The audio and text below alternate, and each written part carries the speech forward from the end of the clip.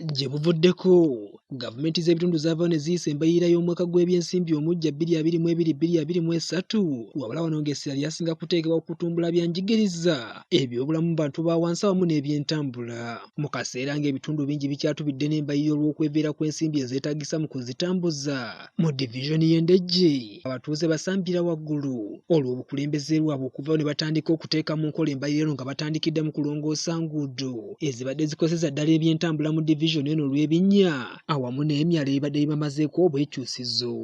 Oluguudo luno olulimiddwa olwaleero lwe lwa mu Kiwogo okuviira ddala gye lutandikira paka we lwegatta ku luguudo lw'omu Kibutika.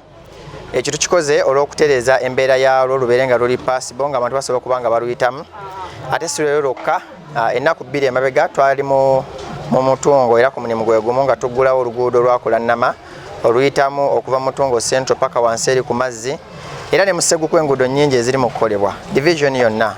Wabula bo bakansala mu kitundu kino naddala bakiikira ekitundu ky'erufuku omuli enguudo esoosa okukolebwako balina bye boogedde ku ddimu lino erituukiddwako n'enteekateeka. Oluguudo lugenda kubeera lulungi.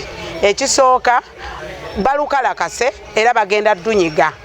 Bwe banaamala okunyiga oluguudo luno era enfuufu we neetubeera ng'etuli bubi nga Dr. Shafiiki Ssonko ajja kuba asobola okutuwa amazzi agamamirira oluguudo luno. Twagala bakole ekintu ekirungi. Ekkubo lino baliwunzike bulungi ng'amazzi agadde gayita sayidi eri tegasala kkubo okudda eri kuba ekisinga okutta amakubo gonna agakolebwa. Bwetakola myala bbali w'amakubo ago amazzi ne gajja nga gakolosinga mu kkubo ne lyonooneka. Wabula bo abatuuze mu kitundu kino nga bakulembeddwamu ssentebe waabwe beebazizza obukulembeze bwa divizoni eno nga bukulembeddwamu Meeya Ssonko olw'okubasuulira omwoyo ne bategeeza nti kati ne bizinesi ezibadde zaaziŋŋama zaakuddamu okutambula olw'ebyentambula ebigonjoddwa. Meeya Ssonko Shafiiki nga nze ambassador people power nakunoonyeza akalulu n'omutima gumu nange ondazeeko nti oyeewo bode. Era Allah akuwe by'osinga okwagala. Abakoledde ne batuleetera batulimira ekkubo. Twebaza Meeya Shafiiki Ssonko atuyambyeko tuterereze ekkubo lyaffe.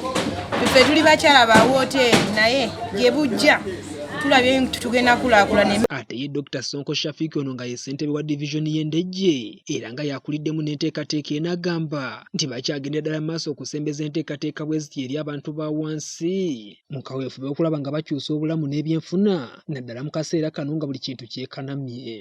Era nina essanyu okubategeeza nti nga municipality omwaka gw'ebyensimbi guno gwe tugendamu okutandika omwezi gw'omusanvu Katonda yatusaasidde twasobodde okusaka okuva mu World Bank kilometers 28 eza kolansi.